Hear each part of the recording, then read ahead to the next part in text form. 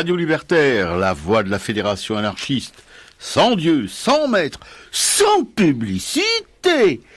Arakaï, pour une émission qui sera consacrée aujourd'hui à un artiste, je vous le dis pas.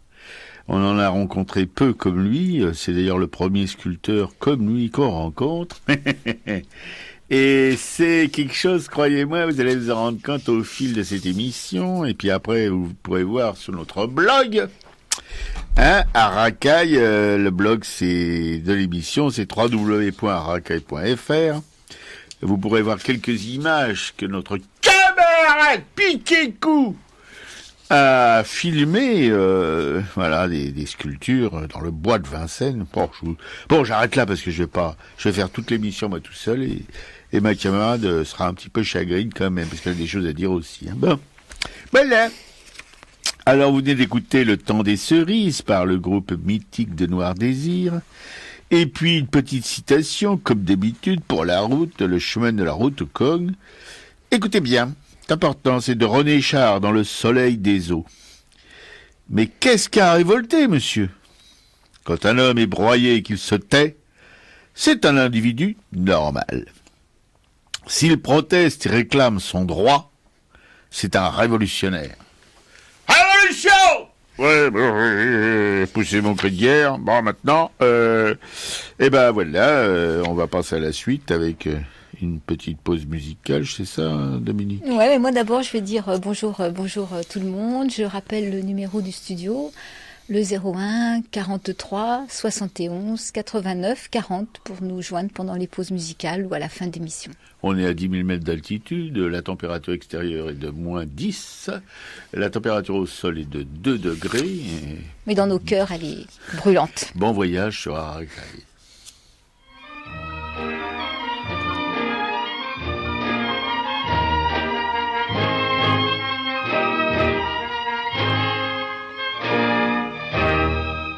Que l'on impose les très grandes richesses, ceux qui possèdent des châteaux, des palais, ceux dont la vie n'est faite que d'allégresse, sans nul souci, ne travaillant jamais. Que l'on impose les archimillionnaires, mais que désormais on laisse à l'ouvrier intégralement l'argent de son salaire, pour qu'il n'y ait plus de misère à son foyer. Au lieu d'imposer le travailleur qui gagne le pain de ses enfants, imposez plutôt les noceurs qui gaspillent tant d'argent. Oh oui, la loi qu'il fallait faire, je vous le dis, messieurs du Parlement, c'est pas l'impôt sur les salaires, mais c'est l'impôt sur les fainéants. Vous qui voulez qu'on repeuple la France, n'écrasez pas par de nouveaux impôts le travailleur, car alors sa conscience se révolterait contre tous ses bourreaux. Ce que le père peut gagner à l'usine, ça c'est sacré, messieurs, n'y touchez pas. Oui, votre impôt, c'est l'impôt de la famille. Et cette loi, Marianne, fiche-la en pas. Au lieu d'imposer le travailleur qui enrichit le gouvernement, imposez plutôt les noceurs et qu'ils paient pour les pauvres gens. Oh oui, la loi qu'il fallait faire, je vous le dis, messieurs du Parlement, c'est pas l'impôt sur les salaires, mais c'est l'impôt sur les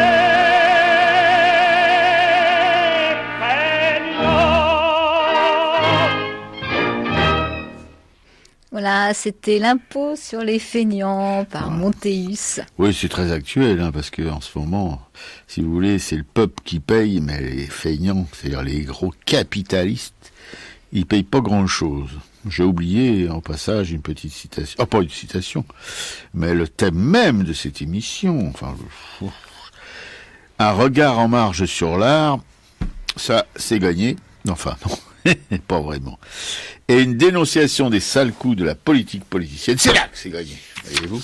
Aujourd'hui, d'ailleurs, on va s'y employer avec, après cette chanson remarquable de Montéus, oui, j'aime bien, les mecs, ils mollissaient pas à cette époque-là, ça va être comme la chose dont je vais vous parler aujourd'hui, enfin la chose, les luttes dont je vais vous parler aujourd'hui, qui se passaient entre 1905 et 1911, dans Schnoor, mais pas que dans le Nord, dans toute la France. Mais je vais prendre un exemple du Nord, parce que bon, on a une petite faiblesse, nous, pour le Nord, avec ma camarade. Voilà. Oui, qui est intitulé Le temps des révoltes. C'est un article de Anne Steiner dans Fakir. C'est la Bible de ma camarade Piquet-Cou, hein, Fakir. Là, j'en entends parler. Et coup de peau, elle a daigné m'en amener un qu'elle va remballer aussi sec sitôt que j'ai fini mon truc. Elle va même m'en acheter un autre parce qu'elle veut pas qu'elle veut garder le sien, ou elle va acheter un autre qu'elle gardera. Elle me laissera le truc tout pourri. Peu importe. Elle a raison parce que c'est vraiment passionnant ce qu'il y a dans ce cas-là. Anne Steiner, c'est un bouquin. C'est pas un article, en fait, c'est un... Ah bon? Oui, c'est un bouquin qui s'appelle Le temps des révoltes. Eh ben oui, c'est ce que j'ai dit. Ah, mais ça, c'est bien Steiner qui l'a écrit, non? Non, c'est Ruffin, je crois, qui a écrit l'article. Ah, c'est Ruffin. Oui. Oh, ben, mais on y part tout, ce mec-là. Il fait tout dans ce journal, alors.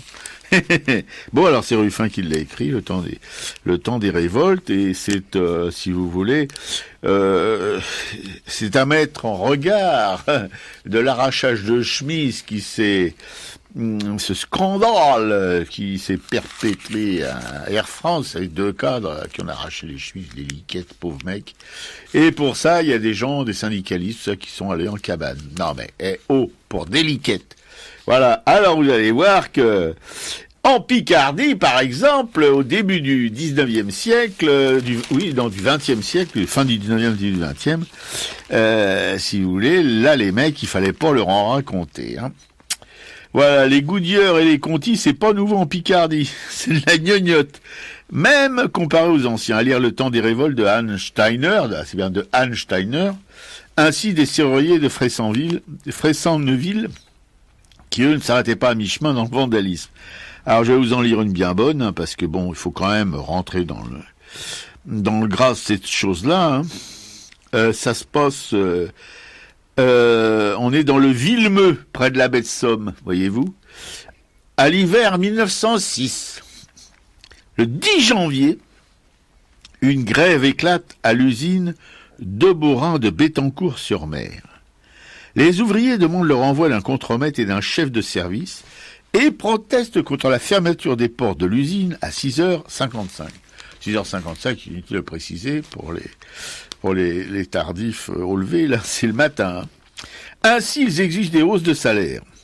Dès le premier jour du conflit, le domicile du patron est mis à sac par 300 grévistes armés de haches.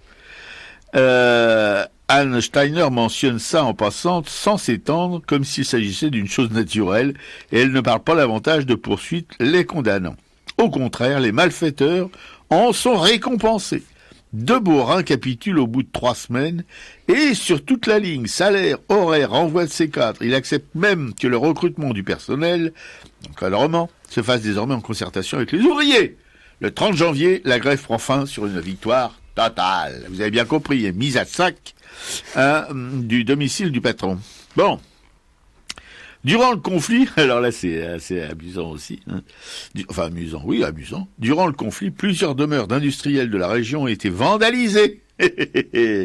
Un exemple, on entraînait un autre. Hein, bon.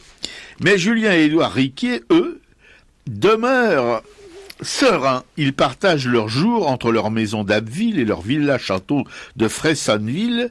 Chasse à cour, automobile, toilettes somptueuses, valets en livrée, domestiques à gants blancs. Eux-mêmes mènent grand train. Ça vous dit rien, tout ça, hein? Bon. Voilà. Julien, maire de la commune, tutoie ses ouvriers. On est une grande famille, pas vrai les potes, hein, on a grandi ensemble, j'ai sauté sur les genoux de vos grands-pères. Dans son usine, il ne veut donc entendre parler ni de syndicats, ni de revendications. J'ai connu un grand patron comme ça d'une imprimerie en France, là, du côté de Niort, je crois, ou quelque chose comme ça, qui giflait même ses ouvriers quand ils étaient pas contents. Donc, c'est pas nouveau, hein. Alors voilà, on a grandi ensemble. Dans son usine, il ne veut pas entendre parler, donc je me répète, ni de syndicats, ni de revendications. On n'a pas besoin de ça. Je vois tout à fait l'image. Le samedi 31 mars, au moment de la paix, 2 employés sont exclus pour cause de production insuffisante. L'un des deux, Désiré de Poily, âgé de 26 ans, travaille pour les Riquets depuis ses 12 ans. C'est un militant anarchiste, un syndicaliste actif. C'est lui qui collecte les cotisations pour le syndicat des métaux. Il ne va pas se laisser faire. Pas comme aujourd'hui. Le mardi, Henri Decailleux, le secrétaire du syndicat, demande un rendez-vous à Édouard Riquier. Sèchement, il était conduit. Et le patron s'en va trouver de Poily, puisqu'il a fait intervenir le syndicat, qui s'en aille. Now, sur le champ, l'ouvrier obéit, mais revient dans la cour après la pause déjeuner, solidement entouré. Vous voulez que je quitte les lieux, il lance. Mais je suis chez moi ici, l'usine appartient aux travailleurs, et pas au patron. Des jeunes filles qui étaient retournées à l'atelier ouvrent les fenêtres, assistent à la querelle et crient « Vive la grève! Vive la grève !» En quelques minutes, un cortège de 200 personnes se forme, traverse la localité devant un chantier de démolition, une halte, le temps que les poches des hommes, les tabliers des femmes se remplissent de briques, puis ils reviennent à l'usine, bombardent les vitraux avec ses munitions, avant d'envahir la salle des machines. En panique, Édouard Riquier ferme l'usine et court à Bill réclamer la protection de la troupe. Aussitôt après son départ, la foule envahit les demeures patronales chez Julien Riquier. Tout le rez-de-chaussée est mis à sac, les tapis, les tableaux lacérés, les meubles brisés, les porcelaines fracassées. Vêtements, armes de chasse, rideaux sont jetés dans la mare devant la maison. On brandit à la fenêtre des portraits de ses filles, 13 et 16 ans. Et sous les applaudissements, on crève la toile à l'endroit des yeux, ça c'est dégueu, tandis que celui du grand-père est transpercé d'un couteau. Les fûts de la cave sont fendus à coups de hache, le vin se répand au sol. La maison d'Édouard n'est pas épargnée, parquets, boiseries sont brisés à coups de pioche, puis arrosés d'essence, on allume un gigantesque brasier.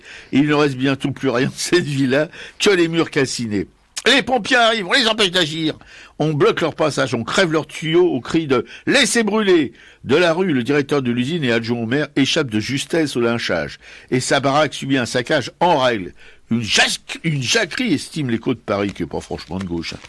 L'indice de la révolution qui vient, et Julien Riquier pleurniche dans ses colonnes.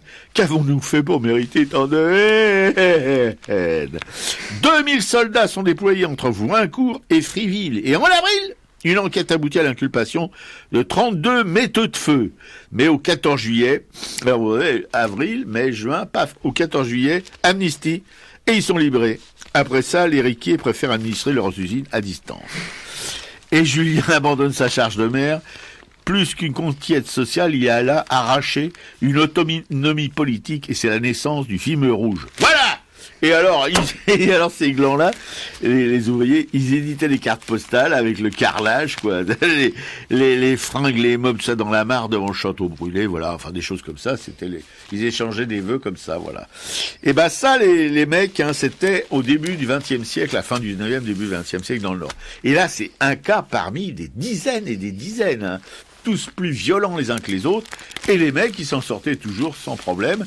Alors, imaginez que s'ils faisaient ça maintenant, quand vous pensez qu'avec 2 chemises arrachées à des cadres, les mecs se retrouvent au ballon, pendant je sais pas combien de temps, là ils étaient condamnés à mort, là, il n'y a plus la condamnation à mort. Ils faisaient perpète aujourd'hui, les mecs. Hein. Vous voyez, voilà, c'est ça, c'est, comment dirais-je, c'est un bon rapport. La droite, à l'époque, pour l'enseignement de l'histoire, je me souviens, quand Giscard d'Estaing pontifiait à la tête du gouvernement, à la tête de l'État, dans son temps, là, dans les années 70, il voulait supprimer l'histoire de France des manuels scolaires. On comprend pourquoi.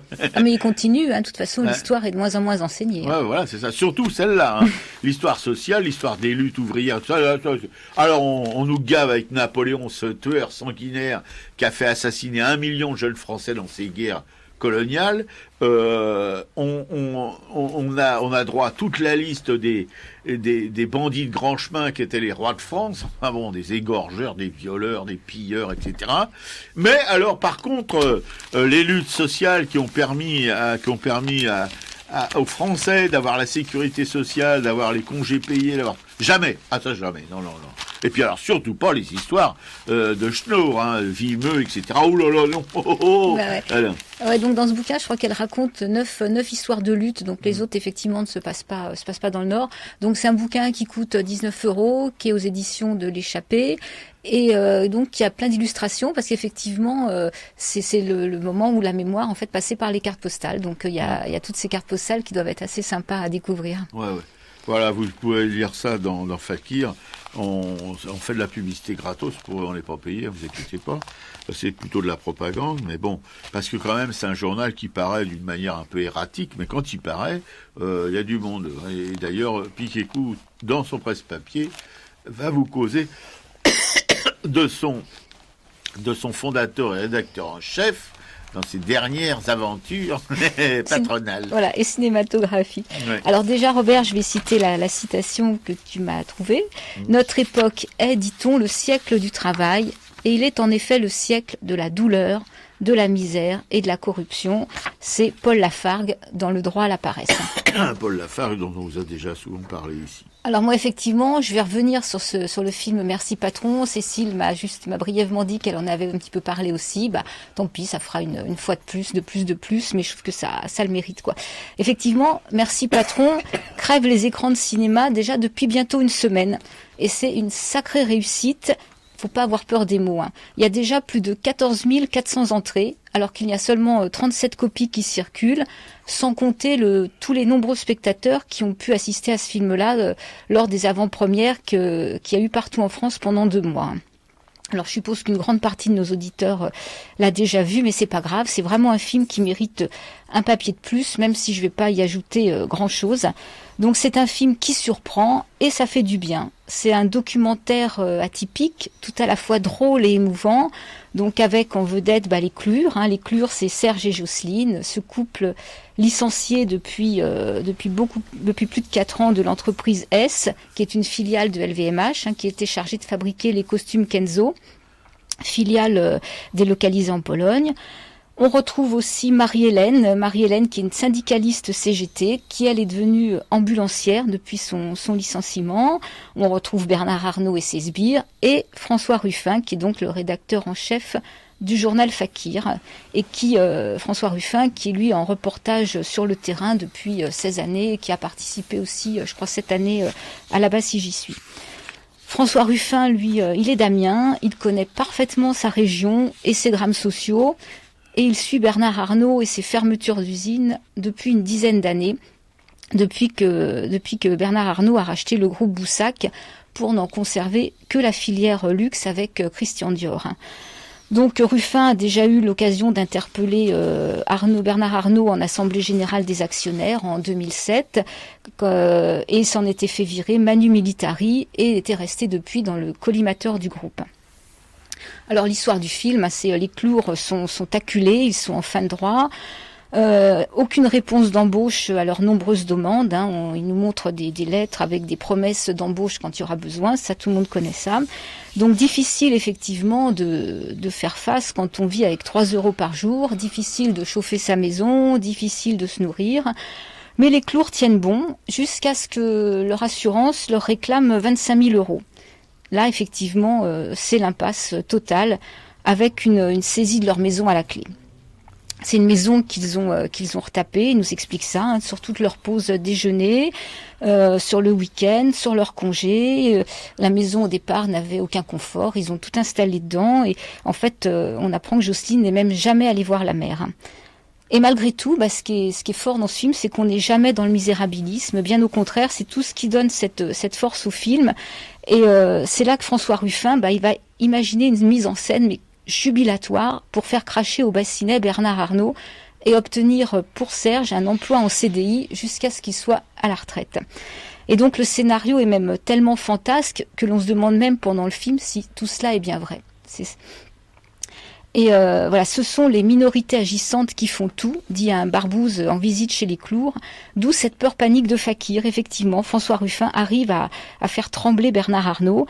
Et ce qui est fantastique dans ce film, c'est que c'est quand même un film en plus qui a été financé par les abonnés du journal. C'est un film qui n'a pas pu avoir la dernière subvention du CNC, parce que si on regarde bien qui fait partie du CNC, on s'aperçoit qu'il y a certaines affinités avec les intérêts du milliardaire. Et sur un budget participatif, en fait, François Ruffin a réussi à trouver 60 000 € en 3 semaines pour pouvoir terminer son film, quoi. Alors, il y a un article de Frédéric Lordon, je sais que Cécile en a parlé, donc je suis un peu désolée de faire double emploi, qui a donc parlé de ce film, et il parle, lui, d'un film d'action directe, dont les effets se propagent bien au-delà des dernières images. Et ça, c'est quelque chose qui est vraiment sensible. Quand on se réveille le lendemain, on a encore cette énergie-là, cette envie de se dire que oui, finalement, on peut... C'est possible. On n'est pas obligé de rester dans la noirceur des médias, de tout ce qui fonctionne pas. Non, c'est possible de faire bouger les choses, quoi. Et effectivement, Lordon rappelle que 50% de la population sont quand même des ouvriers ou des employés, et c'est une partie de la population que nos élites voudraient bien voir disparaître, faire comme s'il n'existait pas. Hein. Il y a Philoche aussi qui a adoré ce film, mais il y a surtout aussi François Ruffin a dans l'idée de le faire tourner après partout dans toutes les salles municipales de sa région, ce qui est important. C'est un film qui doit être vu effectivement par tout le monde. Et on peut rajouter aussi qu'après il y a cette fondation aussi LVMH que Bernard Arnault a fait construire sur un terrain de la ville de Paris, une fondation qui a coûté plusieurs millions d'euros, et qu'en fait maintenant les milliardaires en fait s'achètent une image, donc en finançant de l'art. Ouais. Voilà, et que cette fondation LVMH, dans laquelle nous ne mettrons jamais les pieds, oui, jamais. Précisons-le. J'aurais craché. Voilà, j'aurais craché. En 2065, devrait devenir un musée municipal, sauf qu'effectivement, il devrait rester une banderole, une enseigne LVMH dessus. Donc non, nous n'irons jamais. Et la conclusion un peu de tout ça, c'est qu'en fait, ce qu'on s'aperçoit, c'est qu'il y a une imagination qui est là. Il y a, on dépasse les limites de ce qu'on est capable de faire, et ça, c'est très fort en fait. Absolument. Sauf que tu as fini ton papier. Je vais faire un petit commentaire, et je peux pas m'en empêcher, puisque j'ai écouté d'une manière un petit peu, comment dirais-je. C'est un peu le hasard, mais moi j'y crois de moins en moins au hasard. Hein, ça devait arriver. J'ai écouté donc, ou j'ai vu et écouté François Ruffin invité par l'Apathie, Apathie plutôt, Apathie, je sais pas, un journaliste d'Europe 1 qui officiait sur Canal+, avant de se faire virer avec tous les gens de Canal+. Enfin bon, après tout... Hein, les propriétaires ont bien le droit de faire ce qu'ils veulent. Hein. La preuve, on voit ce qui se passait dans le Nord. Manque de peau. Dans le Nord, il y avait de la répartie. Maintenant, il n'y en a plus. Voilà. Alors donc, François Ruffin est invité par ce journaliste aux ordres dans une chaîne. Europe 1, c'est Lagardère. Lagardère, c'est un pote à Arnault. En tout cas, entre milliardaires, on va pas se bouffer le foie.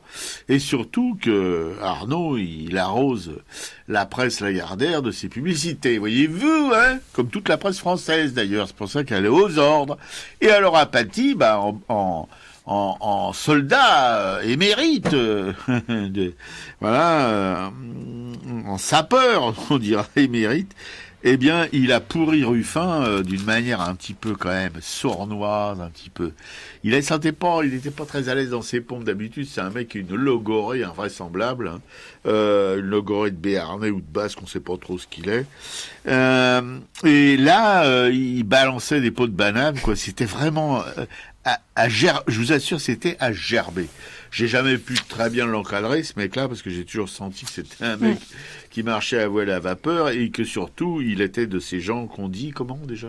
Chien de garde. Chien de garde, voilà, c'est ça. Mais en plus, ce qu'on peut percevoir, c'est qu'effectivement, ils n'ont pas les codes. C'est-à-dire qu'ils sont complètement désemparés. Absolument. Parce que là, ils se retrouvent face à quelqu'un qui ne cire pas les godasses, qui vient pas vendre son film à tout prix, qui arrive avec son maroilles et qui vient dire qu'il, lui, sa lutte, c'est l'oligarchie. Et en fait, ton Atipi, tu l'appelles? Apathie. Il sait pas faire. Il sait pas faire. Il est perdu perdu, quoi. Complètement perdu, oui. Et c'est assez jouissif d'ailleurs de voir ce mec-là. Pourtant, je dis qu'il l'a bien pendu. Hein. Il a réponse à tout normalement. Et là, et alors pour conclure, évidemment. Ruffin s'est barré, quoi. Il lui a refilé un os à ronger. C'est symbolique, hein, tout ça. Il avait filé un maroilles pour qu'il le refile à son patron, à Lagardère, voyez, en disant dans cette émission, alors c'était malvenu, hein, en disant que Lagardère devrait être licencié puisqu'il assiste pas à ses conseils d'administration, il préfère aller à Roland-Garros, et donc il fait pas son boulot, il voit pas pourquoi il restait à la tête de cette entreprise, parce qu'un ouvrier qui ferait ça, il serait viré sur le champ, quoi. Vous voyez, des propos comme ça en face de ces journalistes aux ordres, ça fait désordre, hein, c'est le moins qu'on puisse dire. Mais c'est assez jouissif à regarder, et en tout cas, ça prouve une fois de plus que ces journalistes bidons, ce sont pas des journalistes pour moi, ce sont des espèces des sapeurs. Vous savez, les sapeurs à l'armée, c'est ceux qui creusaient des mines pour faire sauter le front ennemi. Mais c'est ça, ils sont sapeurs, voilà, aux ordres de Lagardère, aux ordres d'Arnaud, aux ordres de tous ces gens qu'on serait bien inspiré comme nos ancêtres du début du siècle, de faire sauter.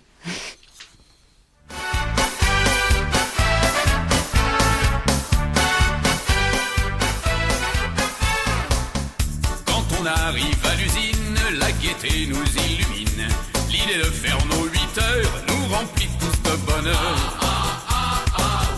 D'humeur égale et joyeuse, nous courons vers la pointeuse, le temps d'enfiler nos bleus, et nous voilà tous heureux. Loyola, loyola, yeah. Merci patron, merci patron, merci patron, merci patron. Quel plaisir de travailler pour vous, on est heureux comme des fous. Merci patron, merci patron, merci patron, merci patron. Ce que vous faites ici-bas, un jour Dieu vous le rendra. Quand on pense à tout l'argent qu'en fin de mois on vous prend, nous avons tous un peu honte d'être aussi près de nos comptes. Tout le monde à la maison vous adore avec passion, vous êtes notre bon ange et nous chantons vos louanges. Loyola, loyola, yeah. Merci patron, merci patron, merci patron, merci patron. Quel plaisir de travailler pour vous, on est heureux comme des fous. Merci patron, merci patron, merci patron, merci patron. Ce que vous faites ici-bas, un jour Dieu vous le rendra. Mais en attendant ce jour, pour vous prouver notre amour, nous voulons tous vous offrir un peu de notre plaisir. Nous allons changer de rôle, vous irez limer la tôle, et nous nous occuperons de vos ennuis de patron. Vous préparez la valse, Marcel? Loyola, loyola, yeah. Nous serons patrons, nous serons patrons, nous serons patrons, nous serons patrons. À vous le plaisir de travailler pour nous, vous serez heureux comme un fou. Nous serons patrons, nous serons patrons, nous serons patrons, nous serons patrons. Ce que vous avez fait pour nous, nous le referons pour vous. Loyola, loyola, yeah. Loyola, loyola, yeah. Loyola, loyola, yeah. Loyola, loyola, yeah. Oui, c'était Merci Patron, interprété par les Charlots.